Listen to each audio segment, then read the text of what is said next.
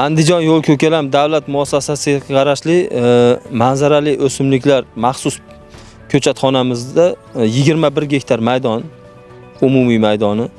Har yili avtomobil yo'l yoqalarini ko'kalamzorlashtirish uchun 100 mingtadan ortiq ko'chat tayyor holatda yetishtirilib olib chiqib ekilyapti. Bugungi kunda ko'chatlar 500 mingtadan ortiq ko'chat yetishtirilayotgan bo'lsa, shularni hozir avtomobil yo'l yoqalariga ekish uchun 200 mingtadan ortig'i tayyor, 300 mingta nihollar parvarish etib kelinmoqda.